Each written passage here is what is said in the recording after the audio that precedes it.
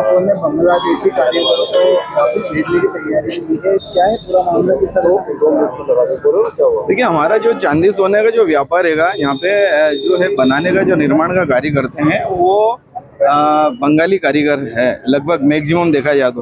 पहले स्वर्णकार समाज जो होता था, सोनी जिनको बोलते थे, उन्हीं का कार्य होता था कि ये स्वर्ण आभूषणों का निर्माण करना, ये सोनी लोग बनाते थे।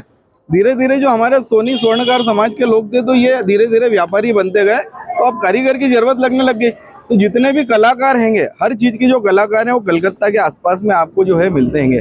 चाहे वो भव्य जो है आपको मंच लगवाना है या कुछ डेकोरेशन करवाना है, जितने भी कलाकार अगर इस देश के अंदर है तो सब कलकत्ता के आसपास पाए जाते हैं। कलकत्ता के आसपास जो है 150-200 किलोमीटर के अंदर एरिया के अंदर छोटे छोटे गांव, छोटी छोटी बस्तियां, छोटे छोटे ऐसे हैंगे जहाँ पे ये सारे कारीगर वहाँ पे रहते हैं। क्योंकि वहाँ पे इतना रोजगार नहीं है, इन सबके हिसाब से वहाँ पे काम नहीं है, तो ये पूरे देश में बढ़ गएंगे। उसी प्रकार से वो कारीगर जो बंगाली कारीगर है यहाँ पर इंदौर में भी आ गएंगे। पहले बंगाली कारीगरों का एक एसोसिएशन यहाँ पर हुआ करता था, वो उसमें हिंदू मुस्लिम दोनों बंगाली एक साथ हुआ करते थे। लेकिन धीरे धीरे यहाँ पे संख्या बढ़ती गई तो उनके अंदर भी जो है 2 फुट और सरकार की जैसे नीति आती गई बार बार बांग्लादेशी के माध्यम से, तो वहाँ भी कहीं ना कहीं हलचल पैदा हो गई कि यार ये कहीं ना कहीं हिंदू और मुस्लिम वाद यहाँ पे कहीं ऐसा पैदा नहीं हो जाए। तो हिंदू एसोसिएशन बंगाली एक अलग बन गया और मुस्लिम बंगाली एसोसिएशन एक अलग बन गया। 2 एसोसिएशन यहाँ पे जो है लगातार समानांतर अपना अपना कार्य कर रहे हैं। दोनों का काम एक ही है, निर्माण कार्य करना है, जेवर का निर्माण करना है। दोनों का बड़ा बारीकी से, और जो कलाकार होते हैं ये निर्माण कार्य के अंदर लगे रहते हैं। धीरे धीरे जो है सरकार ने बोला कि कहीं बांग्लादेशी घुसपैठी है, जो आतंकवादी हैं या संदिग्ध गतिविधि वाले लोग हैं, ये हमारे देश के अंदर प्रवेश कर गए। हम तो यहाँ पे जो है सालों से व्यापार कर रहे हैं और इतने सालों से हमला काम पड़ रहा है, चाहे वो हिंदू कारीगर हो या बंगाली कारीगर हो, कहीं भी एक भी व्यक्ति ऐसा संदिग्ध गतिविधि का हमारे को नहीं दिखाएगा। तो सरकार जिस हिसाब से अभी कर रही है कि आज 2003 में जिनने वोटिंग किया था उनके परिवार के यहाँ पर थे, अगर वाकई वो यहाँ पे थे तो ये लायक हैंगे, अगर ये वाकई नहीं हैंगे, उसके लायक नहीं है, जब यहाँ पर नहीं थे ये, तो ये जहाँ पर थे ये वहाँ के नागरिक कहलाएंगे। अगर ये कलकत्ता से है तो कलकत्ता में इनके प्रमाण मिलेंगे, है तो देश के ही। अगर ये यहाँ के हैं और अगर इसके अलावा कोई भी मिलता है, मैं कहता हूँ सराफा एसोसिएशन की तरफ से आपको विश्वास दिलाता हूँ आपके माध्यम से कि अगर एक भी बांग्लादेशी संदिग्ध गतिविधि का व्यक्ति अगर यहाँ पर दिखता है तो सबसे पहले हम उसकी कार्रवाई करवाएंगे, सरकार के पास लेके जाएंगे, उसको पुलिस विभाग के पास लेके आएंगे।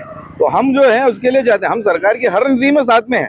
सरकार अगर इस प्रकार से कुछ भी चाहती है कि कोई भी बांग्लादेशी या संदिग्ध गतिविधि वाला या आतंकवादी या कोई भी व्यक्ति है, हम पूरी तरीके से सरकार के इस अभियान में साथ में है। पूरा सराफा एसोसिएशन, सराफे के व्यापारी साथ में है। हम कोई भी ऐसे कारीगर को या ऐसे व्यक्ति को यहाँ पर सराफे में नहीं चाहते हैं। लोगों ने ये कारीगरों से वेरिफिकेशन वगैरह करवा रखी है? बिल्कुल करवा रखा है। ये मेरे ख्याल से पूरी सीडी बना के हिंदी बंगाली जो एसोसिएशन है उनने और जो मुस्लिम बंगाली एसोसिएशन है, दोनों ने अपने अपने जो मेंबर हैंगे उनकी पूरी एक एक कारीगर की लिस्ट दी हुई है।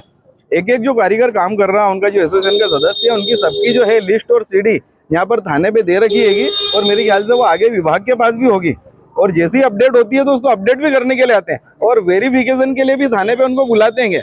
सभी हम देखते रहते हैं ना, बंगाली कारीगर यहाँ पे आगे वेरिफिकेशन के लिए आते हैं, तो वो अपडेट है। अगर इसके अलावा भी कोई भी ऐसी गतिविधि का व्यक्ति यहाँ पे मिलता है तो निश्चित पुलिस भी कार्रवाई करेगी, और पुलिस को और सरकार को सहयोग करने के लिए हम हमेशा तैयार हैं। ये बंगाली कारीगर हैं आपके हिसाब से, ये कलकत्ता के कारीगर हैं? आप ये बतला, बांग्लादेशी हैं ये कलकत्ता के? देखिए, ये जो है कारीगर सब कलकत्ता के आसपास के कारीगर है। ये जितने कलाकार हैं, मैंने बार बार बोलता हूँ कि जितने कलाकार है ये कलकत्ता के आसपास पाए जाते हैं। चाहे वो साड़ी के ऊपर डिजाइन बुनने का कार्य हो या ज्वेलरी बनाने का काम हो या मंडप सजाने का काम हो, उससे अच्छे कारीगर पूरे देश के अंदर नहीं है। सबसे अच्छे कारीगर बारीक काम करने वाले, इतना बारीक बारीक काम करते अपनी आंखें खराब कर लेते हैं।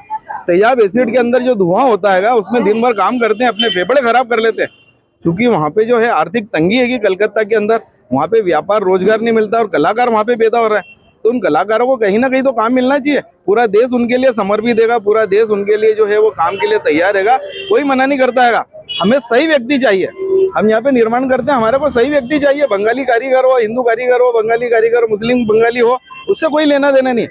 बांग्लादेशी नहीं होना चाहिए, आतंकवादी नहीं होना चाहिए, घुसपैठिया नहीं होना चाहिए, गलत गतिविधियों में संलिप्त नहीं होना चाहिए, ऐसा व्यक्ति हमें मंजूर नहीं है। हमें बंगाली कारीगर चाहिए, अच्छा बंगाली चाहिए। अजय लाहौटी, कोषाध्यक्ष सराफा एसोसिएशन। बहुत बढ़िया बात।